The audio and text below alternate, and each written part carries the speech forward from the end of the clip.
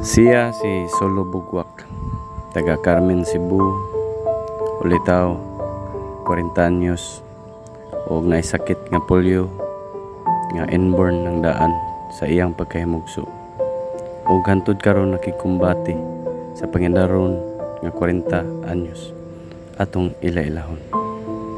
So inborn na din ni daan imong kuan day imong tiil. So ang pasabot sa inborn is gipanganak ng daan ka nga yung nana na daan imong panglawas.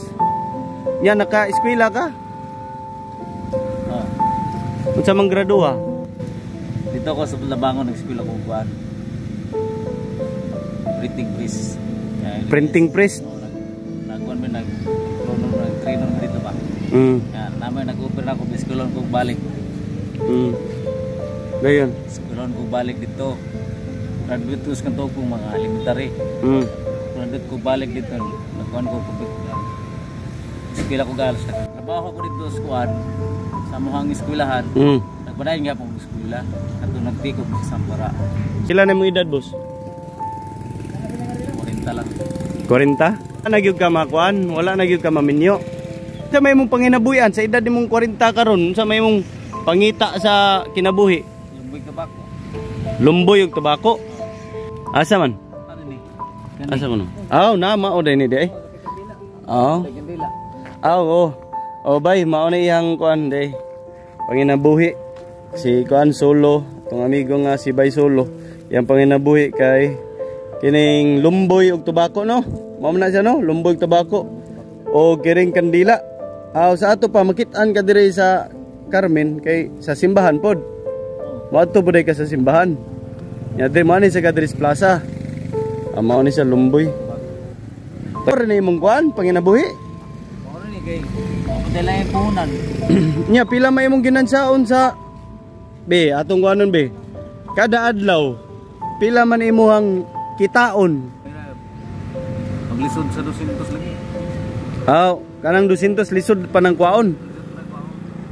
Maglisod sa ingay ko ron.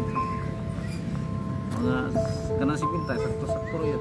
50. Grabe sa 50 ra imong kuan, imong konsumo sa kadlaw. Tungas kilo, pila man tungas kilo, 25. Nya sudan nimo. Budgeton man. Sa ato pa 25 bugas. Nya 25 nga sudan mao na imong estimate sa imong magasto kada adlaw. Wala mo ko. Mahal kay plates motor. Magpaulian ka karon karon sa asa naman karong barangay? Karon sa Bukingking.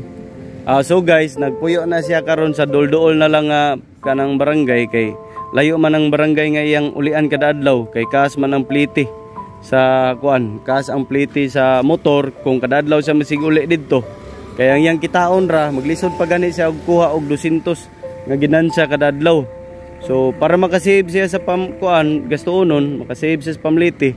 Dito na lang siya nagpuyo sa iyang uyuan para malibre ang iyang pliti, malibre pud iyang pagpuyo. Ya, makatabang-tabang pud siya sa iyang uyuan.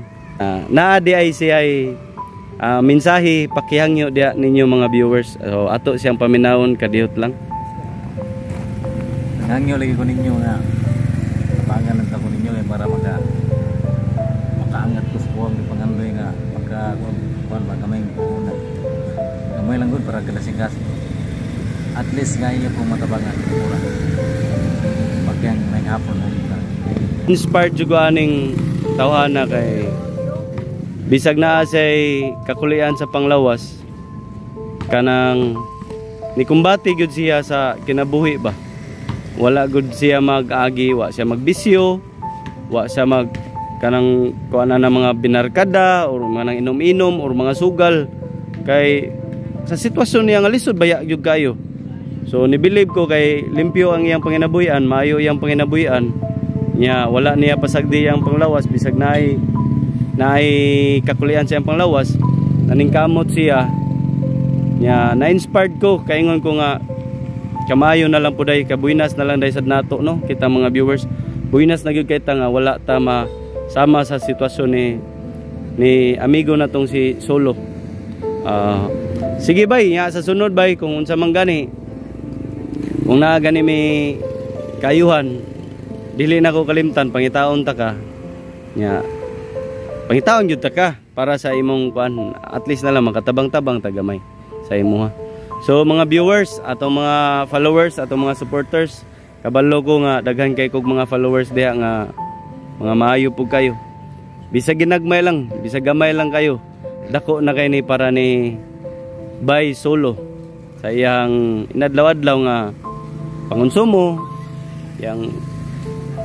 yang sitwasyon nga makatabang-tabang pud ba kay wa gyud siya kuan regular nga trabaho, wala siya trabaho nga kanunay pangwartahan sa iya nya.